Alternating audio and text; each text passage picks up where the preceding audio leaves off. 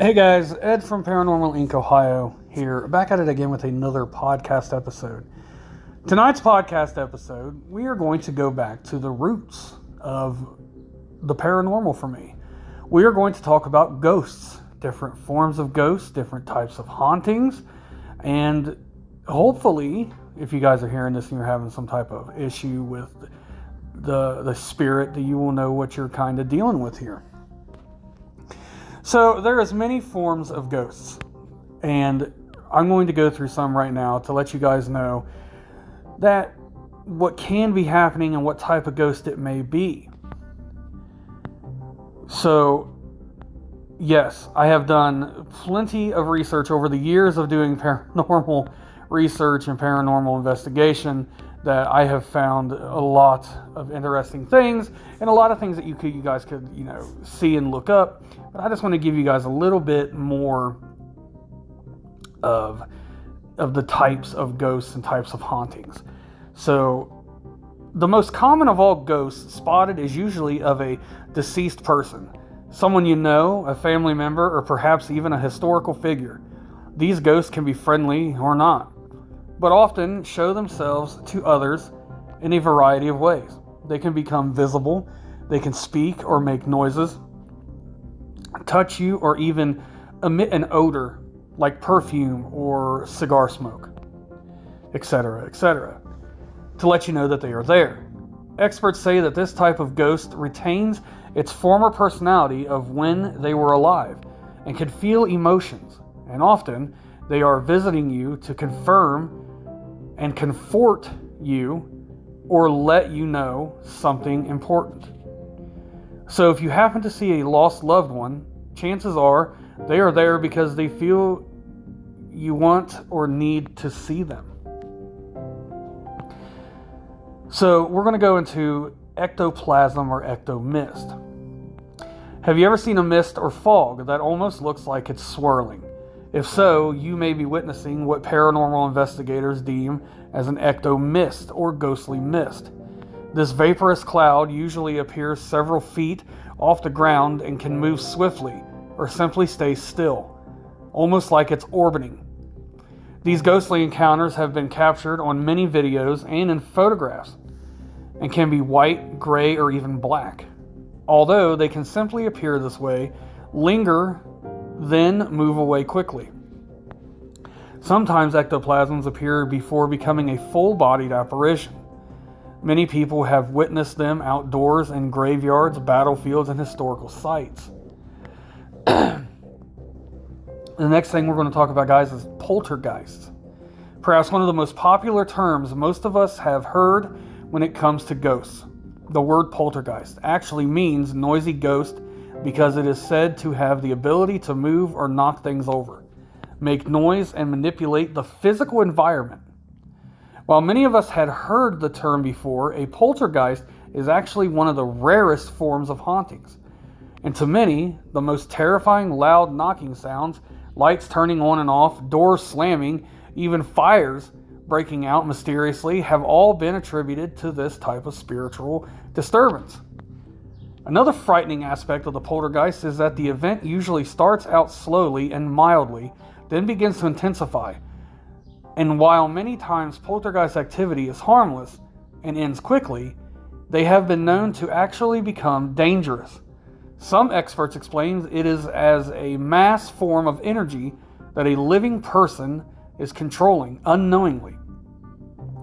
Whatever the case may be, poltergeists have caught the attention of paranormal enthusiasts and experts, scientists, and many others who are just plain curious. I've said it before, guys. A poltergeist, your energy can manifest things. And if there's a lot of negative energy and a lot of stress, you can manifest that into something else. It will form into a poltergeist and therefore can turn into something even more dangerous. That poltergeist energy can let in a demon and something that's bad, a bad entity. Next up is orbs. Orbs are probably the most photographed type of anomaly. They appear as a transparent or translucent ball of light that is hovering over the ground. Many ghost hunters can be surprised to even see orbs inside their photographs at all. It is believed that orbs are the soul of a human or even an animal that has died and is traveling around from one place to another. The circular shape they take on makes it easier for them to move around and is often the first state they appear in before they become a full-bodied apparition. If you're lucky enough to capture an orb on video, you'll be amazed by how fast they can move. In photographs, they are usually white, but can be blue as well. I've also seen flashing orbs where it moves really slow and it's like a flashing light on off. I've seen orbs go, stop, turn direction and go the opposite direction. I've seen orbs go in people and come out of people. Guys, I am a big believer in orbs. I know a lot of paranormal investigators don't believe in orbs. There's some of the paranormal world that don't even believe in orbs. They think they're dust particles or bugs. And yes, they can be. 99% of the time, it can be explained away as dust or a bug. But bugs and dust, bugs move certain ways. You know when it's a bug, and you know when it's dust particles. But when these orbs come out and you know what you're seeing, it's just so hard to say that it's not. At least to me it is. Now we're going to talk about funnel ghosts. Most often spotted in homes or old historical buildings, the funnel ghost or vortex is frequently associated with a cold spot. They usually take on the shape of swirling tunnel, and most paranormal experts believe they are a loved one returning for a visit or even a former resident of a home, appearing as a wisp of light or a swirling spiral of light. They are often caught in photographs or videos. So now that I've given you guys a little bit of context of the different types of ghosts, I kind of want to go into something a little bit different now. I want to go into the types of hauntings that you can come across into. I've talked about this briefly and in some podcasts. I've talked about it in my lives, but I really want to go in depth with it. That way you guys can get a better understanding. So the first type of haunting we're going to talk about is the residual haunting. Residual haunting activity can occur when something traumatic or stressful occurs, such as a murder or a rape. Negative energy is literally blasted into the atmosphere, causing the atmosphere to imprint or record the events, like a recording tape. It will play the events over and over again. The entities involved in this residual haunting activity are unaware of their surroundings. This is not an intelligent haunting. There is no interaction between you and the entity. Residual haunting activity can also be caused by positive energy blasted into the atmosphere. Many times you have heard ghost stories where people can hear the sounds of a party. They hear music, singing, dancing, laughter, and when they enter the room where they hear the party, there's no one there. Residual haunting activity can be the specters of living beings. Now that we talked about that, I want to go into, we just talked about poltergeist, so I want to go farther into the poltergeist activity. Poltergeist is a form of German word meaning noisy spirits, like I just said. Reports of the poltergeist date back to ancient Roman times. The activity that takes place will start off with knocks and bangs, furniture starting to move around by itself. Then the activity will become more intense, manifesting itself through voices and even the appearance of full-body apparitions. Furniture may slide across the room and beds may shake. Many shows are based on this type of haunting because it tends to be the most terrifying and rarest type of haunting that occurs. Most of the time in the case of a poltergeist, the haunting circles around a female in her teen years. Some of these cases seem to be caused by the female unknowingly controlling the energy around herself. Some cases happen around people that are stable and in the right mind space. This haunting is hard to classify due to certain situations. No two are ever really the same. Most of the time you will find that one person in the house seems to be more affected by the haunting than anyone else. It may seem that most of the activity doesn't happen unless a certain person is present. Usually the activity appears to stop when the person leaves the home. The majority of the time, poltergeists are experienced by several people, but again, they seem to center around one certain person. This person may be highly stressed as of late, or maybe this person has gone through some type of extreme emotional situation. If this is the case, see that the individual involved gets some medical care and soon afterwards the poltergeist will subside. When it is not the teenager that is manifesting activity, there are usually several spirits in the area. The spirits appear to pool their energy together in order to become strong enough to move larger objects and make more noises. In order to remedy the situation, you need to find the root of their anger so that they can pass over and leave you in peace. In most poltergeist cases, they will disappear without any warning, just as they appeared. Certain times it may stop within a few days. Other times it may take years. You may never know the reason that it happened. Most people are just happy to see it go, and that's enough for them. By understanding why it was there in the first place, helps you to understand how to keep it from ever coming back again. Knowledge is the key to protecting yourself from a poltergeist. Like I said, guys, poltergeist activity, you can manifest that by using your own energy. Anybody's energy in the house can manifest a poltergeist activity. So now we're going to go into the darker sides of things. And I've talked about this a lot. I will always talk about this a lot. People need to be warned. They need to know what they're up against. And you need to know that it's very real. And if you don't believe in them, they believe in you. We're going to talk about demonic activity. Demons are entities that never had a mortal human form. Extraterrestrial.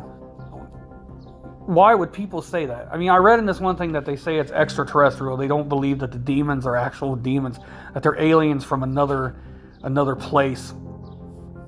But I don't believe that extraterrestrials are demons, but it is an actual thing that people say, that aliens are demons. If you believe that God and his angels are from the heavens, that would make them fallen angels from heaven. If Satan and a third of the angels rebelled against God's kingdom, then Satan and a third of his angels that became demons are also fallen angels. That is why they never had mortal human form. Einstein said that E equals mc squared, energy can be converted into matter and matter into energy. Demons are pure energy entities. They are described in 3 different ways. As angelic, a being of beauty that will manipulate the person to commit something that is sinful or out of the ordinary. Horrific. Evil looking, some people claim they have seen demons that are incredibly hideous to look at. I believe demons do this for a scare effect. They know what we fear, and this is not their true appearance. Black mist. Black fog, black shadow, black smoke. Most demonic hauntings, the occupants claim to be followed by black mist or black fog. They are usually very easy to identify as long as they are not hiding. When it is the demonic haunting, you typically notice a revolving stench similar to rotted flesh or sulfuric acid. They often let loose a growl that sounds like it's coming from everywhere at once. They like to make contact by pushing, shoving, hitting, and even scratching. The whole air is affected, and the area will feel thick like fog, and the temperature will drastically change, typically becoming warmer. These creatures are very strong, unlike human spirits, and they don't mind showing it. There have been cases where people have been thrown through the air and even attacked. Apparently, their main goal is to break down a person's free will in order to make way for a possession. This can take days, months, or even years. But time is of no concern to them. They have a hatred for mankind that dates back to the days of God and Lucifer. They have lived for millennia and will be here long after we are gone. So you must understand that though you may be able to get these creatures to leave a dwelling with religious protection and religious provocation, you will never destroy them. They could go to the next place down the road if they choose. Most likely they won't, because distance is not an issue for these creatures. They could go from Maine to California on a thought. Demons are capable of changing form right in front of you, from a human form to an inhuman form. They are neither male nor female, but can change to meet their needs. People mostly see demons as black masses standing in doorways or near rooms. Sometimes they are called shadow devils. Guys, I can't warn you enough. Listen, demons are very evil. They are very manipulative. They will do whatever they can to destroy us. So we're going to move on from that, and we're going to go to the intelligent, interactive spirits. Back to Einstein's theories as matter beings, we are all energy beings on the quantum level. We are made up of atoms and neutrons. As matter, energy beings, we have intelligence while we live. Sorry, guys. We have an energy aura that surrounds our living bodies. This aura is created by the millions of electrical currents that are created through our bodies. Our brain creates brain waves, a form of pure energy that is transmitting our thoughts, what we see, what we feel, etc., etc. When our mortal form dies, the aura that constantly surrounds our bodies leaves our bodies. We lose 6 ounces on the instant of our death. What is this 6 ounces? Perhaps it is energy leaving our body, perhaps even our soul. This energy, the aura, you may even call it your soul, is carrying the information of what we used to be. If it can do this, then why couldn't it also carry our intelligence?